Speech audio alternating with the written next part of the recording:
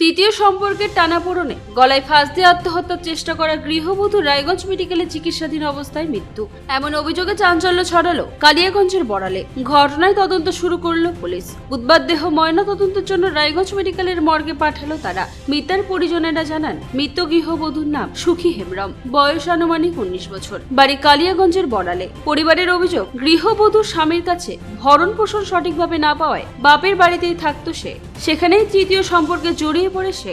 গত 8 তারিখ সেই পুরুষের সঙ্গে তার বাড়িতে গেলে সেই পরিবারের লোকেরা তাকে থাকতে দেয়নি বলে অভিযোগ। 9 তারিখ নিজের বাড়িতে গলায় ফাঁস দিয়ে আত্মঘাতী হওয়ার চেষ্টা করে গৃহবধূ। তাকে উদ্ধার করে রায়গঞ্জ মেডিকেলে ভর্তি করা হয়। পরিবারের লোকেরা এদিন সকালে জানতে পারে গৃহবধূর মৃত্যু হয়েছে। পরিবারের দাবি, গৃহবধূ অন্তঃসত্ত্বা ছিল। এদিন এ বিষয়ে গৃহবধূর প্রতিবেশী তথা স্থানীয় জনপ্রতিনিধি বিপদ দেব শর্মা বলেন। আপনার নাম? বিপদ দেব শর্মা। যে মারা গেছে কে হবে আপনার? আমার পাড়া প্রতিবেশী হিসাবে মামা বলে ডাকে। কি নাম মেয়েটার? সুখী হেমব্রম। বাড়ি কোথায়? বাড়ি বড়ালে। Post office? Post office Tarangapur, থানা? থানা কালিয়াগঞ্জ। আচ্ছা, বয়স কত মেয়েটার? 19 বছর চলতেছে। কি হয়েছিল ঘটনা? ঘটনা প্রথম থেকে বলতে গেলে ধরে নাও, মেয়েটা ছোট থেকে প্রেম করে বিয়ে হয়েছিল মুস্তাফানগর, জামাইয়ের নাম জানি না। তো ছেলেটা মানে নিয়ে গেছে যা, কিন্তু খাওয়া খরচা কিছুই দেয় না। পাখি মারি বেড়ায়, বল খেলে বেড়ায়, আদিবাসী। তো এ করে তখন ও না খাওয়া দাওয়া দিলে আবার ও থাকতে পারে, তখন বাধ্যতামূলক ও বাপের বাড়ি আসছিল। বাপের বাড়ি থেকে আবার বলছে যে এই এখানে কী থাকবি, আবার পৌঁছাই দিয়েছিল। তো এই করে কয়েক বছর হয়ে গেল। থাকার পরে স্বামী হারা থাকা, তখন বাধ্যতামূলক একটা ছেলে মানে ওকে প্রেমের জালে ফাঁসায়ে তখন নিয়ে গেছিল ওদের বাড়িতে, ছেলেটার বাড়িতে। ছেলেটার বাড়িতে যায়। বাড়ি কোথায় সেটা? তরঙ্গপুর। আচ্ছা। নাম, ছেলের নাম হচ্ছে দীপক। আচ্ছা। দীপক ঋষি লেখে ওরা, ঋষি লেখে। তো ব্যাপারটা হলো, নিয়ে গেছিল। নিয়ে যাওয়ার পরে ওর মা এক রাত থাকার পর ওর মা নাকি বলে পুরা পিটাইছে। এখন ছেলেও পিটাইছে নাকি, ওটা আমি জানি না।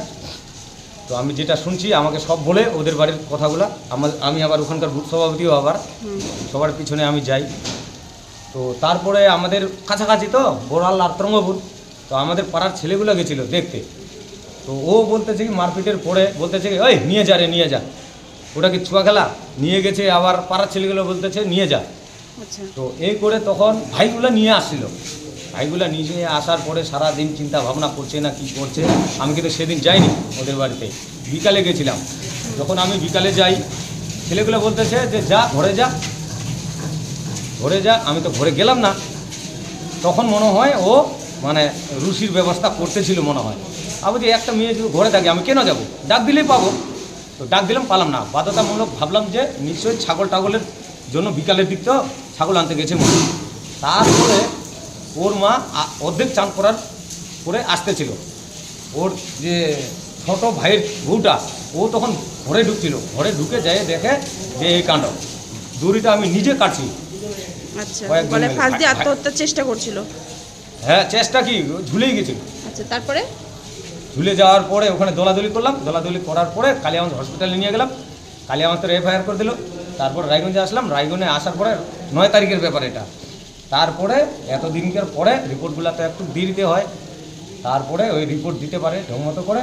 তারপর তো আজকে বলে নাই, কালকেই আমি ছিলাম হসপিটালে। কখন মারা গেছে? ওটা তো বলতে পারবো না, আমি তো ছিলামই না। কালকে আমি সন্ধ্যা আর রাত্রে গেছি। আচ্ছা, তখন পর্যন্ত জীবিত ছিল? জীবিত ছিল। মানে আজকে সকালে মারা গেছে শুনছেন? হ্যাঁ, মারা গেছে। আচ্ছা, তো থানায় অভিযোগ করবেন? হ্যাঁ, থানাতে অভিযোগ করতে হবে ওই দীপক ঋষির নামে। হ্যাঁ। কি চাইছেন এখন আপনি? আমি আর কি চাবো, যাদের মানে বডিটা, ওরা এখন কি চাবে ওটা শুনতে হবে আমাকে। আমি তো সিদ্ধান্ত নিতে পারি না। কতদিন হলো মেয়েটা পালিয়ে, মানে ওই ছেলেটা নিয়ে গেছিল? ওটা ওই যে যেদিন আমরা বডিটাকে আনছিলাম তার আগের দিন, মানে সোমবার নিয়ে গেছিল, মানে 8 তারিখে নিয়ে গেছিল। 8 তারিখে নিয়ে গেছিল। 9 তারিখে ঘটনাটা ঘটছে। রাতটা থাকছে ওখানে, আবার থাকে টাইকে 9 তারিখে সকালবেলা বাড়িতে, দুপুরবেলা বাড়িতে এসে এই ঘটনা ঘটিয়েছে। এই ঘটনা ঘটেছে। আপনার নাম? সুনিরাম হেমব্রম। যে মারা গেছে কে হবে আপনার? আমার বোন। বয়স কত? 19। বাড়ি কোথায়? তরঙ্গপুর বড়াল। আচ্ছা, কি হয়েছিল ঘটনা? আমার বোন একটা বিয়ে করছিল। ওই আমার বোন জামাই ওকে খাওয়া দাওয়া পড়া সেরকম দিতে পারেনি। তার সত্ত্বেও আমাদের বাড়িতে আসেছিল, 2 বছর হয়ে ছিল বাড়িতে।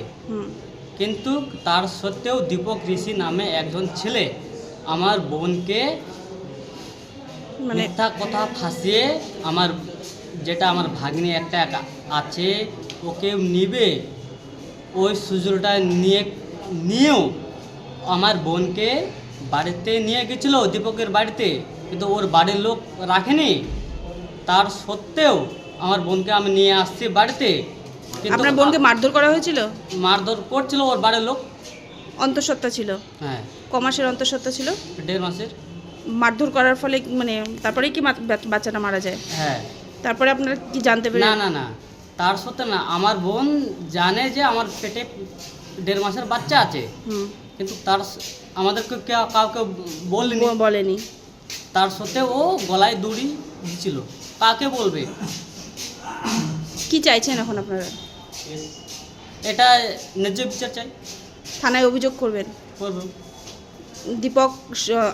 দীপকের মাও মারধর করেছিল বললেন? হ্যাঁ, করছে। কি নাম ওনার জানা আছে? না। ওনার শুকদেব শর্মা। হ্যাঁ। শুকদেব। আর দীপক কি দেব শর্মা? হ্যাঁ, দীপক দীপক ঋষি। ঋষি। আচ্ছা, কি চাইছেন এখন আপনারা? ন্যায্য বিচার চাই। রায়গঞ্জ থেকে বিথিকা বালের রিপোর্ট, কুলিক নিউজ।